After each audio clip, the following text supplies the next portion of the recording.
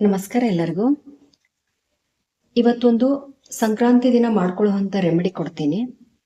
ತುಂಬ ನೆಗೆಟಿವಿಟಿ ಇದ್ಬಿಟ್ಟು ಅದನ್ನು ತೆಗಿಬೋದು ನಾವು ಈ ರೆಮಿಡಿಯಿಂದ. ಮತ್ತು ನಿಮ್ಮ ಯಾವುದಾದ್ರೂ ವಿಷ್ ಇದ್ರೂ ಕೂಡ ಈ ರೆಮಿಡಿಯಿಂದ ನಾವು ಪೂರ್ತಿ ಮಾಡ್ಕೋಬಹುದು. ಹೋಲ್ ಫ್ಯಾಮಿಲಿ ಮೆಂಬರ್ಸ್ ಕೂಡ ಈ ರೆಮಿಡಿಯನ್ನು ಮಾಡಿಬಿಟ್ಟು ಇದರ ಬೆನಿಫಿಟನ್ನು ಪಡ್ಕೊಳ್ಳಿ. ಏನಂದರೆ, ಒಂದು ಕುಂಬಳಕಾಯಿ ಸಿಗತ್ತಲ್ಲ, ಫುಲ್ಲು ಅಂದರೆ ಪಂಪ್ಕಿನ್ ಅಂತ ಹೇಳ್ತೀವಿ ನಾವು. ಆ ಫುಲ್ ಕುಂಬಳಕಾಯಿ ಅದರಲ್ಲಿ ಇರುವಂಥ ಕಟ್ಟು ಪೀಸಸ್ಗಳನ್ನೆಲ್ಲ ಮಾಡಿಬಿಟ್ಟು ಕೊಡುವಂಥದ್ದಲ್ಲ. ಪೂರ್ತಿಯಾಗಿರುವಂತಹ ಕುಂಬಳಕಾಯಿಯನ್ನು ತಗೊಂಡ್ಬಿಟ್ಟು ಏನು ಮಾಡಬೇಕಂದ್ರೆ, ಪ್ರತಿಯೊಬ್ಬರು ಅದನ್ನು ಟಚ್ ಮಾಡಿಬಿಟ್ಟು ಮನೆಯಲ್ಲಿ ಇರುವಂಥವರೆಲ್ಲರೂ ತಮ್ಮ ವಿಶ್ಗಳನ್ನು ತಮ್ಗೆ ಏನಾಗಬೇಕಾಗಿದೆ ಆ ಸಂಕಲ್ಪವನ್ನು ಆ ಕುಂಬಳಕಾಯಿನ ಮುಟ್ಟಿಬಿಟ್ಟು ಸಂಕಲ್ಪವನ್ನು ಮಾಡಿಕೊಂಡು, ಅದಾದ ನಂತರ ಮನೆಯಿಂದ ಆಚೆ ತಗೊಂಡು ಹೋಗ್ಬಿಟ್ಟು ಮನೆ ಮೇಲಿಂದ ಅಂದರೆ ಮೇನ್ ಡೋರ್ ಬರುತ್ತಲ್ಲ, ಆ ಮೇನ್ ಡೋರ್ದಿಂದ ಒಂದು 13 ಬಾರಿ ಅದನ್ನು ನಿವಾಳಿಸ್ಬೇಕಾಗತ್ತೆ. ನಿವಾಳಿಸಿ ಆದ ನಂತರ ಎಲ್ಲ ಸಂಕಲ್ಪ ಜೊತೆಗೆ ಎಲ್ಲ ಕಾರ್ಯಗಳಾಗಲಿ ಅಂತ ಹೇಳ್ಕೊಂಡು ಏನು ಮಾಡಿ ಅದನ್ನು ತಗೊಂಡ್ಬಿಟ್ಟು ಹೋಗಿ ನಿಮ್ಮ ಮನೆ ಹತ್ರ ಇರುವಂಥ ಶಿವ ಟೆಂಪಲ್ ಏನು ಬರುತ್ತಲ್ಲ, ಆ ಶಿವನ ಮಹಾದೇವನ ದೇವಸ್ಥಾನಕ್ಕೆ ತಕೊಂಡು ಹೋಗ್ಬಿಟ್ಟು ನೀವು ಅಲ್ಲಿ ದಾನದ ರೂಪದಲ್ಲಿ ಅದನ್ನು ಕೊಟ್ಟು ಬರುವುದರಿಂದ ನೀವು ಏನು ಸಂಕಲ್ಪ ಮಾಡ್ಕೊಂಡಿರ್ತೀರಲ್ಲ ಆ ಕಾರ್ಯ ಆಗೋದು ಗ್ಯಾರಂಟಿ. ಜೊತೆಗೆ ಮನೆಯಲ್ಲಿರುವಂತಹ ನೆಗೆಟಿವಿಟಿಯನ್ನು ಕೂಡ ತೆಗೆದುಬಿಟ್ಟು ನಿಮಗೆ ಒಳ್ಳೆ ಫಲ ಸಿಗತ್ತೆ. ಹೋಲ್ ಫ್ಯಾಮಿಲಿಯವರು ಒಂದೇ ಕುಂಬಳಕಾಯಿಯನ್ನು ತಗೊಂಡ್ಬಿಟ್ಟು ಈ ರೆಮಿಡಿಯನ್ನು ಮಾಡಿಕೊಂಡ್ರು ಕೂಡ ಹೋಲ್ ಫ್ಯಾಮಿಲಿಯವ್ರಿಗೂ ಕೂಡ ತುಂಬ ಚೆನ್ನಾಗಿ ಇದರ ಬೆನಿಫಿಟ್ ಸಿಗತ್ತೆ. ಆಮೇಲೆ ಇನ್ನೊಂದು ರೆಮಿಡಿ ಏನಂದರೆ, ಅವತ್ತಿನ ದಿನ ನಿಮ್ಮ ಎಡಗೈ ಬರುತ್ತಲ್ಲ, ಎಡಗೈ ಮೇಲೆ ಸಂಕಲ್ಪದಿಂದ ಬೆಳಗ್ಗೆ ಸ್ನಾನ ಆದ ನಂತರ ರೆಡ್ ಕಲರ್ ಪೆನ್ನು ಅಥವಾ ಮಾರ್ಕರನ್ನು ತಗೊಂಡ್ಬಿಟ್ಟು ಸೂರ್ಯನ ಪಥ ಚೇಂಜ್ ಆಗ್ತಾ ಇರತ್ತೆ.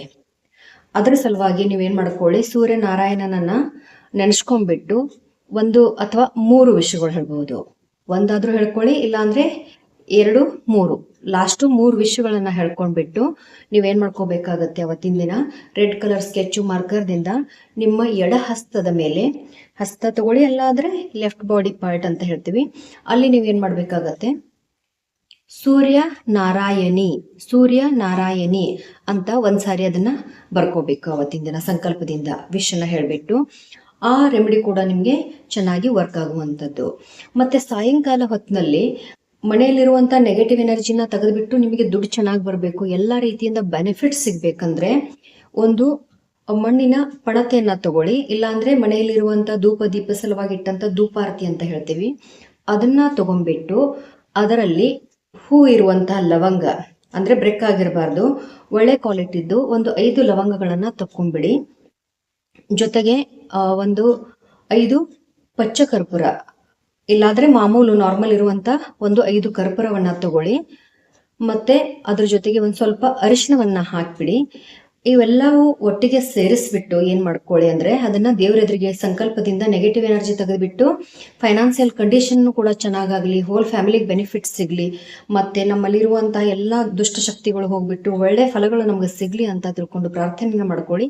ದುಡ್ಡದ ರಿಲೇಟೆಡ್ ಕೂಡ ಸಂಕಲ್ಪ ಮಾಡ್ಕೊಳ್ಳಿ, ನೆಗೆಟಿವ್ ಎನರ್ಜಿನ ತೆಗೆದುಹಾಕೋ ಸಂಕಲ್ಪ ಮಾಡ್ಕೊಳ್ಳಿ.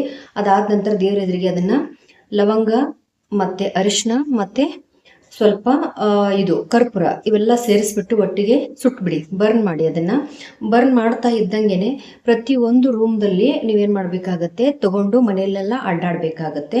ಅಡ್ಡಾಡಿ ಮೇನ್ ಡೋರ್ವರೆಗೂ ತೊಗೊಂಡು ಹೋಗಿ, ಆಮೇಲೆ ಅದು ಶಾಂತ ಆದ ನಂತರ ಸುತ್ತಾಡಿದ ನಂತರ ಏನು ಮಾಡ್ಕೊಳ್ಳಿ, ಅದನ್ನು ತೊಗೊಂಡು ಹೋಗ್ಬಿಟ್ಟು ಪಾಟಿಗೆ ಅದನ್ನು ಹಾಕಿ, ಮತ್ತು ದುಡ್ಡುಗೋಸ್ಕರ ಎಲ್ಲ ರೀತಿಯಿಂದ ಬೆನಿಫಿಟ್ ಸಿಗಲಿ, ದುಡ್ಡು ಚೆನ್ನಾಗಿ ಬರಲಿ ಅಂತ ತಿಳ್ಕೊಂಡು ಸಂಕಲ್ಪ ಮಾಡಿಕೊಂಡು ತುಳಸಿ ಗಿಡಕ್ಕೆ ಮುಂಜಾನೆ ಆದರೂ ಸರಿ, ಇಲ್ಲಾಂದ್ರೆ ಸಾಯಂಕಾಲ 6 ಗಂಟೆ ಒಳಗಡೆ ಏನು ಮಾಡಿ ಹಸಿ ಹಾಲನ್ನು ತಗೊಂಡ್ಬಿಟ್ಟು ದುಡ್ಡದ ರಿಲೇಟೆಡ್ ಸಾಲ ಕಮ್ಮಿ ಆಗಲಿ ನಂದು, ಮತ್ತು ದುಡ್ಡು ಚೆನ್ನಾಗಿ ಬರಲಿ ಮತ್ತು ಸೇವ್ ಆಗಲಿ ಅಂತ ತಿಳ್ಕೊಂಡು ಸಂಕಲ್ಪದಿಂದ ಹಸಿ ಹಾಲನ್ನು ತುಳಸಿ ಗಿಡಕ್ಕೆ ಹಾಕಿ ಈ ರೀತಿ ರೆಮಿಡಿಯನ್ನು ಮಾಡಿಕೊಂಡು ಆ ಸಂಕ್ರಮಣ ದಿನ ಬೆನಿಫಿಟನ್ನು ಪಡ್ಕೊಳ್ಳಿ ಅಂತ ಹೇಳ್ತೀನಿ. ಎಲ್ಲರಿಗೂ ಒಳ್ಳೆಯದಾಗಲಿ. ಧನ್ಯವಾದಗಳು.